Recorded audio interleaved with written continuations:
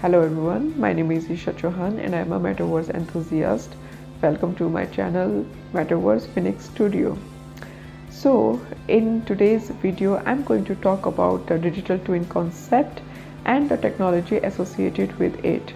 But before I proceed, let me give you a gist about the digital twin in a very layman language.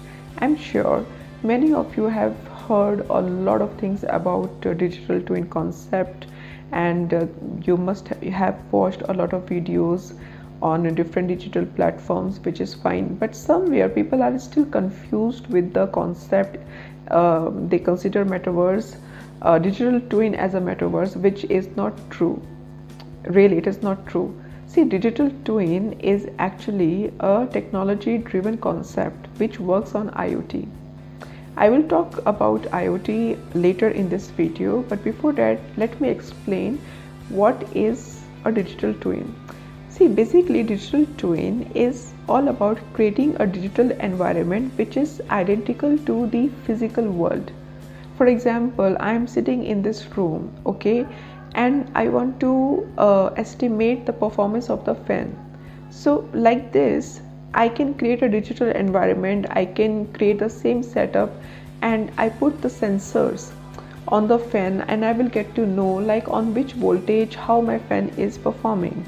Similarly, there are certain examples in past, and it is not a very new concept in the market. There have been companies in the world who have been using this technology since long, but ever since as Mark Zuckerberg announced this metaverse concept last year, it gained a lot of momentum, and it is in news in 2002 mostly, and actually the credit goes to Michael Grieves, who has used this term for the first time at University of Michigan. So the history is very wide, but I would like to give you some examples of this technology. Digital twin technology has been used by NASA in estimating the distance of one object from the other object, and this technology had also helped NASA to rescue the mission Apollo B. Other than this technology has a huge potential in medicines also, where doctors can conduct the surgery in a digital twin environment to avoid the risk. And the third, it's about the farming also, and it's also in practice. It's still in practice, means there are farmers all around the world who have been using the chip in the animal, and they study their behavior. Other than this, I'm sure many of you are aware of Formula 1 car, where each second counts.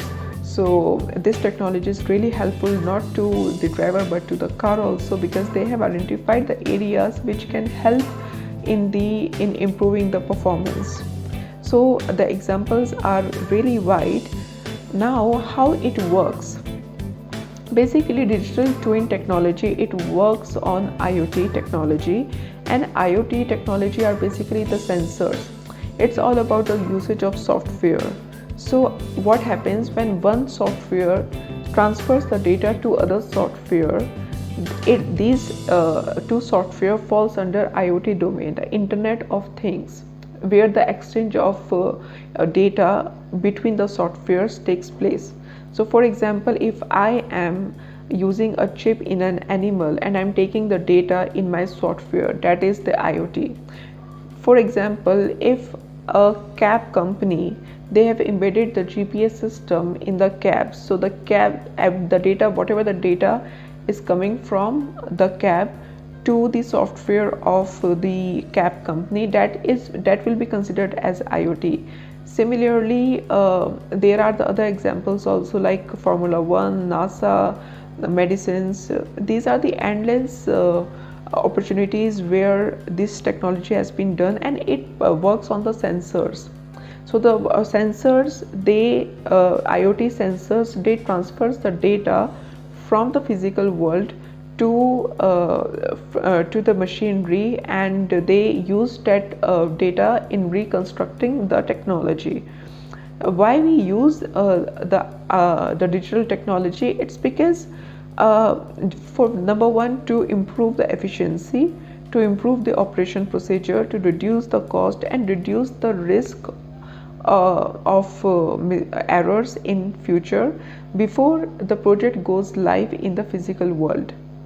So digital twin basically it's a practice like how we do the rehearsal before we go on the stage. In the same way, the companies, they use this concept where the risk, high risk of failure is there, and they have to make it sure that it should be done in a very systematic way where the data plays a very important role.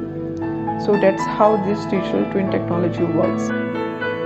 So basically, digital twin, it's all about reducing the risk of failure before the project goes live. So it is very important that how we use the predictive nature of digital twin. It's all about predictability, and it's all about identifying the new areas of scope where the productivity can be increased, the performance can be improved, and how the procedure, the entire operation cycle becomes more cost effective. So the benefits of digital twins are limitless, and there are the industries which are in an evolving stage in context to the adaptability to the digital twins. So I close my video on this note.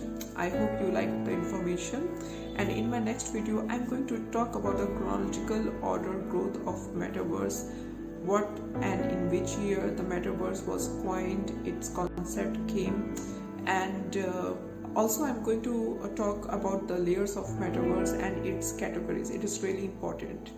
So thank you so much for watching my video. Have a good day.